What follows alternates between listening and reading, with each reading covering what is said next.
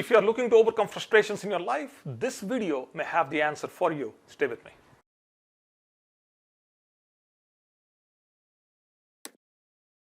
This is the Success with Srini YouTube channel. I'm Srini Saripalli. Thank you for stopping by. On this video, we are talking about how to overcome frustrations. This question on how to overcome frustrations, this has come up numerous times on my radio shows, also on my podcast. And I thought it made sense to record a video like this and make it available perpetually on this channel. As humans, we all have become frustrated at some point in time. It's very natural. Question is this: as a result of we getting frustrated, did we end up making other people angry? People who we care for, people whom we love, did we make them angry? That's the question number one. Question number two is, did we lose out on opportunities as a result of getting frustrated? Why is that there is an urge to express feelings so quickly? And what can we do to stop it? So there are two things I want to address on this video. One is it possible to get rid of frustrations completely from our system, completely from our existence? Is it possible?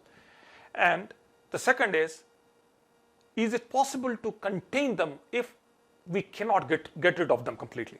Okay, so can we get rid of them completely, and can we contain them? The way to completely get rid of them, and this is what I have been talking about for a long time, the best way to do that is to use the power of hypnosis. Hypnosis, is a mind expansion tool that can quickly, take control of your unconscious mind and take control of the conscious mind, and kind of creates a complete different dynamic within which you don't feel angry, you don't feel frustrated, you don't feel stressed out. Quite a number of dysfunctions of life can be overcome. Now, let's say you don't want to go the hypnosis route. Is there anything else you can do to overcome frustrations?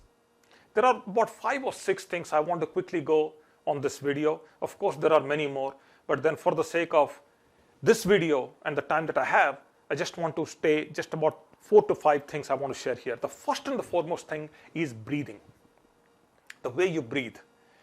Anytime you see that you are getting stimulated by something in the environment, maybe somebody is saying something that is not matching your values, you know you are about to get frustrated. You have tolerated them quite a lot, and it's about time that you are just starting to vent, or you're starting to express your emotion, and you know you're going to become angry. Okay, one technique at that point in time is breathing. Before you say anything, breathe. The way you breathe is you inhale, you hold, you exhale.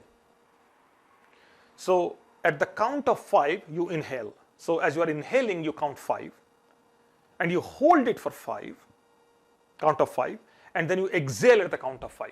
If you have a higher lung capacity, do it for 7. Try 5, 5, 5, or 7, 6, 5, or 7, 7, 7. 10, 10, 10 if you want to, but the idea is to do it. It's not about the count.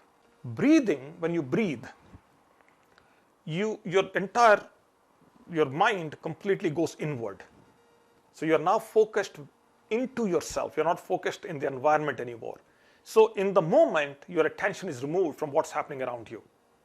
And you also shut down your hearing also as a result of this, if you do it right. So I would start with breathing. Breathing, extensively used in yoga, extensively used in meditation, if not extensively used in meditation, extensively used in hypnosis. We breathe. Breathing does introduce a complete sense of relaxation into the system. That's where I would start. The second thing I would do is I would disengage. If I'm seeing a debate going incorrectly, if I'm seeing something is coming at me, if not, hasn't come to me yet, but I'm starting to see that I'm getting involved, I disengage. Disengagement is leave.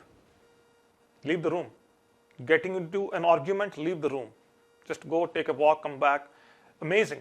When you go, come back, the same environment within which you were about to fight is completely different. It's completely, so amazing. I'm recording this video right now. If I stop this video, I step out and I come back and restart this video. It's from the beginning, and I'll say, okay, breathing is something, if we start with 5 and count 5, hold 5, just I go through the whole video from the beginning, from the start itself. the second time I say this is going to be completely different. The energy will be different. The wording will be different. The phrases will be different. The way I speak will be different. My accent could be different too. I don't know. So you get the point. So every time I do a take on the same topic, it's going to be different. So take that for a second and apply to an emotion. Like you're getting angry. You know your anger emotion is growing. You're getting frustrated. You go out, come back. 5 minutes later, it's all dissipated. Now completely you're stepping into a calm situation. Disengagement is very important. The other thing I would do is I challenge not to say anything. This is very hard, very difficult to practice this. But why not challenge yourself not to say? If something is coming at you, somebody is attacking you, let's say on your face, try not to say anything. Just listen, let them express themselves. You stay calm. Now it involves you setting up a wall in front of your eyes, on the side of yours. But if you do it, it's very effective.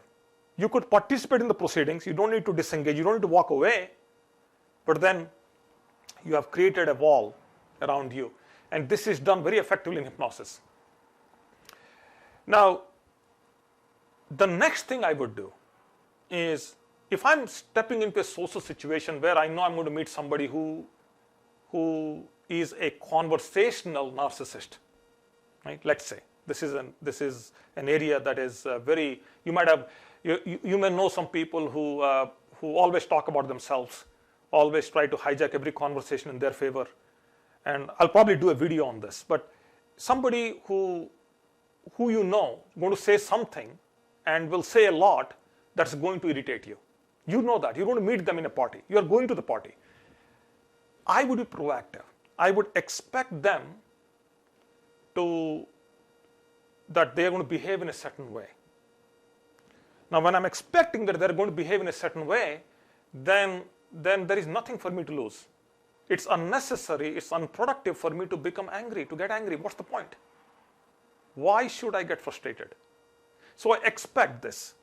So if you're going to a party, you're going to meet people who are going to love you. You're going to meet people who may not like you. It's natural. So expect the unexpected. And that prepares you. That prepares you to disengage. That prepares you to set the walls around you mentally. And you are now prepared not to say anything. And if you have to say anything, you know exactly what to say.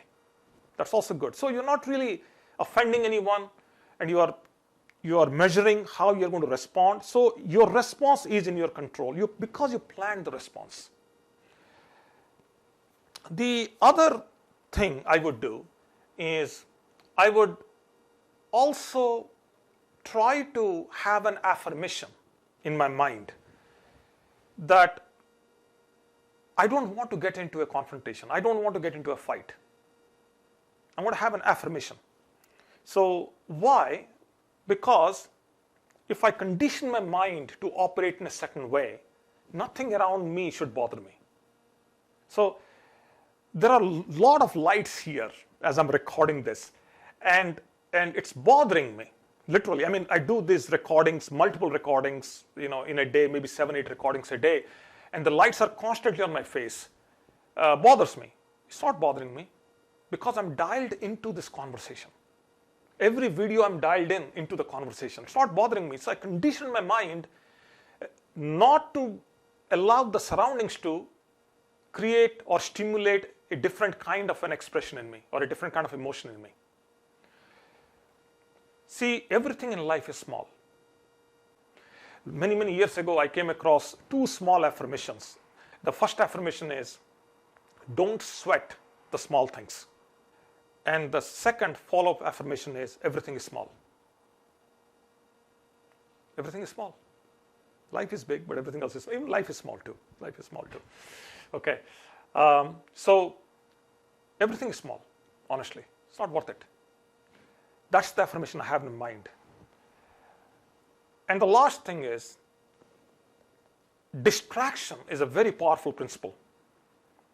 If something is going wrong, something is coming at you, you really don't know what to do. You cannot disengage. You can't walk away. You don't know how to control, and you're getting really stimulated. So distract. Okay, open your phone, Browse, I don't know. That's a wrong example, but you get the point. Sometimes I hum a tune in my mind, some tune, something, not loud, not out, but in my mind. If you want to do that, or just take your mind somewhere else. If you want to think about the best vacation you had, think about it in your mind. See, mind is a wonderful place. You can take your mind anywhere, regardless of where you are. It's powerful.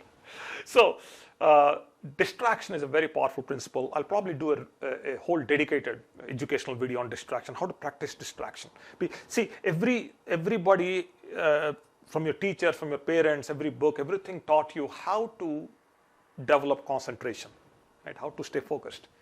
Distraction, if used the right way, is a very, very powerful tool and has to be used strategically for success, but it's a very powerful tool.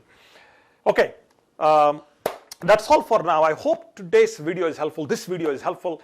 And if it is, then do me a favor, subscribe to the channel, press the bell icon so that every time I record a video, I come right in front of you very quickly.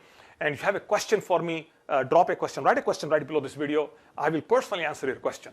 That's all for now. Hopefully this video is helpful. And I'll be back soon with another video. Stay tuned. Bye now.